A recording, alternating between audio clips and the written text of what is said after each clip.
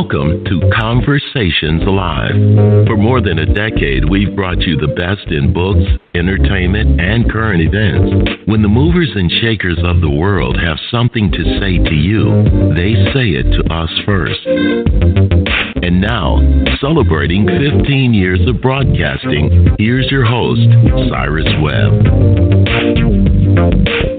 And welcome back, everyone, to Conversations Live. I'm your host, Cyrus Webb. Glad you all could join us once again, whether you're tuning in on the radio dial here in Mississippi at WYAD 94.1 FM or through WYADonline.com. We're glad to have all of you with us. Also, those tuning in through online affiliates around the world, including Conversations Radio Network. I'm really excited to welcome Nathan Catucci to our program today. He's a writer, director, and producer of a project that's coming out March 9th. It's called Impossible Monsters. We'll talk to Nathan not only about this film, but also would like for him to tell stories through film, what it was like him to work with such a talented cast, and of course what he's looking forward to when it comes to the premiere. If you guys are just hearing about Impossible Monsters, we will let you guys know how you can find out more information about the film and stay connected with it. But Nathan, hello to you and welcome to the program.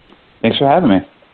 Hey, the pleasure's definitely all mine. So as I said, you're gearing up for the big premiere coming up March 9th in California. We're going to give our audience the details about that. But I want to talk about this journey for you to get here, Nathan. I mean, for you being, the writer and director and being one of the producers on this, I know this really has been a labor of love for you in so many ways. How does it feel to kind of have it now ready for audiences to enjoy? It's exciting. I think everyone's really going to enjoy it. The people that we've shared it with so far have really have had a lot of fun with the project. It has been a long journey, and I'm just looking forward to seeing how everyone kind of takes the film. Right. Now, let's talk about storytelling through film, and then we're going to get actually into the actual storyline of Impossible Monsters. Nathan, I mean, when did you first realize that telling stories, visually was something that you wanted to do or were interested in? I'd have to go all the way back to high school. I grew up in Rochester, New York, and I wasn't particularly great. I goofed off a little bit when I was in high school, but I had taken a film study class my senior year of high school, and it was a great class. My teacher, Bruce Hardy, was, he taught the history of film from, Thomas Edison and his studio, the Black Maria, to all the way up through the American New Wave, and we watched a lot of films, and the class culminated in basically creating a short film, all the way starting from a story idea on paper to a storyboard to going out and shooting the film, and then we would show everyone's films in the class. It was a really great high school class, honestly. Mm-hmm. And it was a class that I really, really got into. I mean, I was there every day. That I would stay after. I would talk about films with the teacher, and he took a real interest in me and kind of encouraged me to, keep following it. And it really wasn't something that I thought that I could do, for a living. I just didn't grow up. I didn't grow up like that, and I didn't think like that was something that you could go do. But after I went to SUNY Fredonia for 2 years, and towards the end of that 2 years, I was thinking about doing a number of other things, but I kept coming back to wanting to pursue being a filmmaker, and that's when I transferred to NYU and just continued pursuing that after school. So right. Right. Well, it's interesting to hear you talk about the backstory, kind of going back to high school, Nathan, because one of the things that I mentioned to you that I noticed when I was prepping for this segment is your attention to detail and making something like Impossible Monsters memorable and making it stand out and making it unique. One of the things is, as you guys, made storyboards in high school, of course, you've made that a big part of what you've been able to do now as a writer and director. Do you feel as though that was kind of not only your homage to your beginnings, but also realizing how something like that definitely makes a product stand out. Oh, absolutely. I think I spend, whether, any project I do, I spend a lot of time on paper. I think it's a part of the process that I really enjoy. It's, it's kind of like all possibilities are on the table because you're just working on paper at that point. And it gives you kind of the opportunity to design the film, not just the frame of the film or how, characters would be placed, or maybe what the lighting might be or what the location might look like, but also the editing. Now, granted, when you get to the edit room, that doesn't always go the way that you planned, but it allows you to plan all your details as much as you can, so that when you get to production, it gives the crew, it gives the cast a guide, but it also I would say, when you're that planned, it allows for everyone to feel creative on set because there's a plan in place, and they're not, even though you're under a very tight schedule, you have the freedom to experiment a little bit, and right. And that's how things evolve and become better and better. Right. And I think that leads us directly into Impossible Monsters. I mean, talk to us about now, as I mentioned at the beginning of our segment, Nathan, where we are now, of course, gearing up for the premiere in March. What was the seed of the story for you? The seed? Well, I've always been interested in nightmares and dreams and to an extent sleep paralysis. It was definitely something that I had experienced somewhat in high school. And for anyone that doesn't know what sleep paralysis is, it's kind of a condition where when you're in REM sleep, it happens upon falling asleep or waking up, where you're conscious of your surroundings and your body is paralyzed. And typically people will have a tightness in the chest.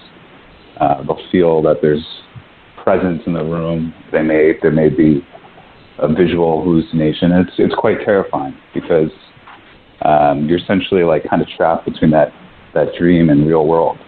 And then, it can only last, seconds, and then you're out of it. And it was just, I was really interested in pursuing that, and also pursuing it through, it's been depicted in several pieces of artwork, whether it's The Nightmare from Henry Catucci, and also the etching Sleep of Reason from Princess of the Royal, which is ultimately where we took our title from. But I had started, I was at the end of school, I was interested in pursuing this as a short film, and I was applying for a grant, and part of the requirement of the grant was that it would sign you to a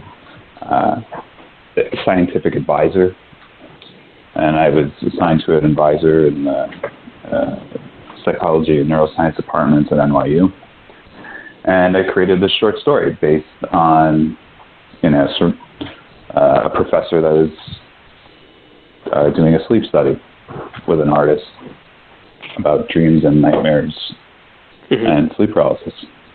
And we had created a short film, and I decided to pursue that as a feature film, and continued and wrote it into a feature film.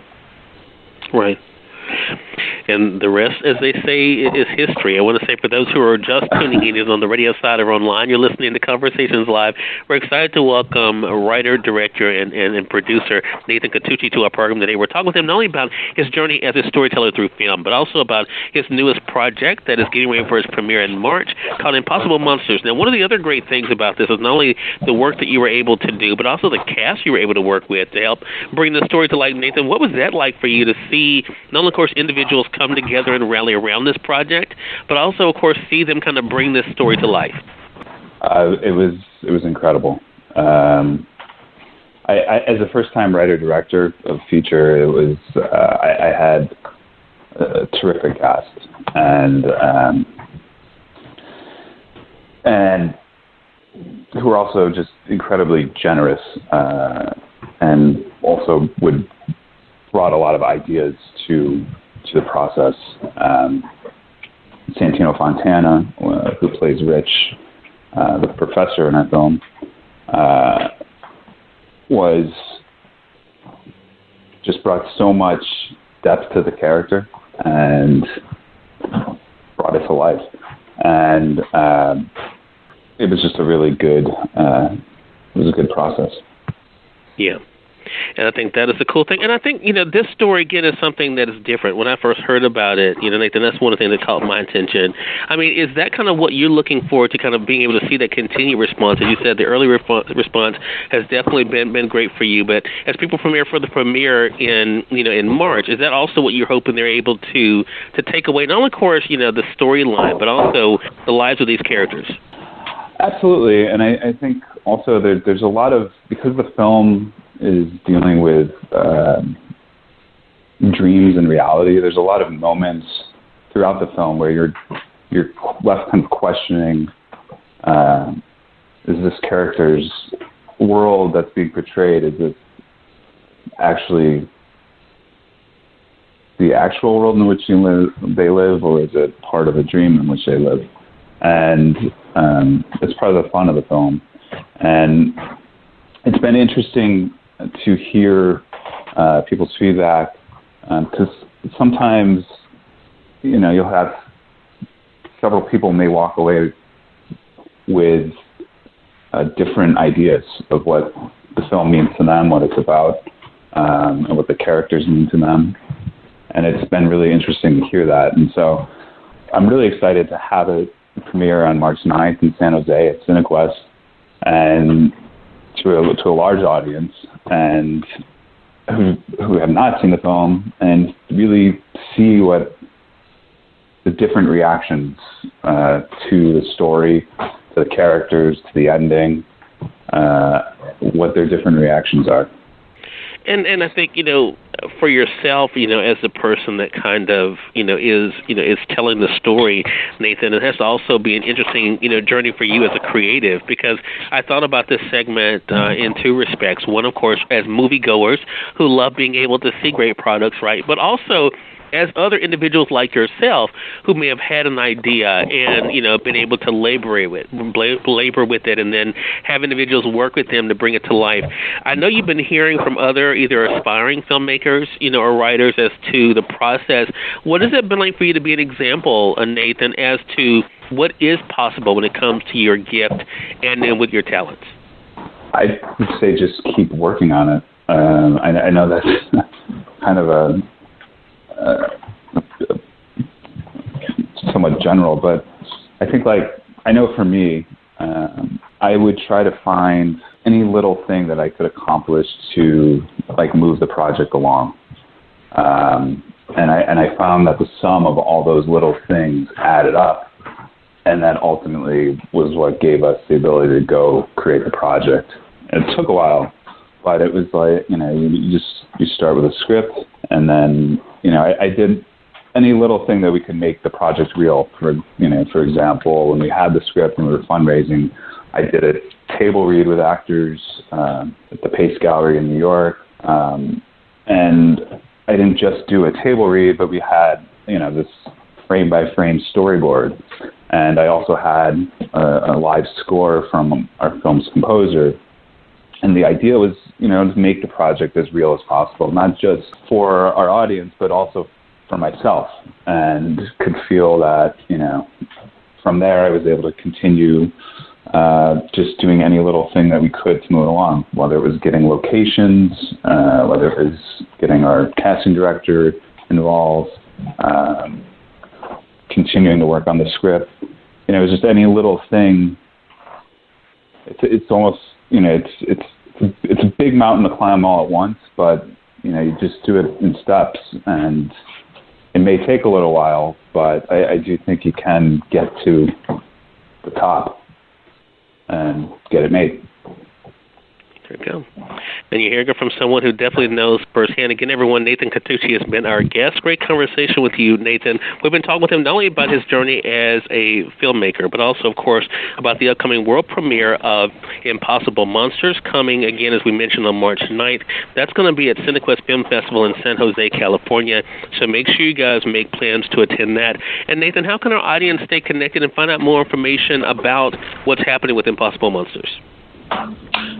They can go to impossiblemonsters.com for more information about the film, stills, video, screenings. Anyone that's in California or wants to attend Cinequest can go to cinequest.org and search Impossible Monsters, and all our screenings are listed. We have a Facebook page, Impossible Monsters Movie, which has links to our screenings and more information about the film. We're also on Instagram at Impossible Monsters Movie. And, yeah. Well, Nathan, congratulations to you again, and thank you so much for the time. Really appreciate it. Thank you so much. I really appreciate it. All right, and we thank your audience for tuning in to another great segment of Conversations Live. If you all came in late and you missed part of the conversation with Nathan, don't worry. Thanks to our online friends, you all can catch the replay right after we go off the air. The link is already available through our social media sites. So head over to facebook.com/CyrusWebb or go to twitter.com/CyrusWebb. You can click on the link there, listen to the show completely for free, and share with your friends from there too. Until next time, I'm your host, Cyrus Webb, saying as always, enjoy your day, enjoy your life, enjoy your world. Make sure you take out time to enjoy some good music as well as a great book. Thank you all for choosing Conversations Live. Let's make it a great one.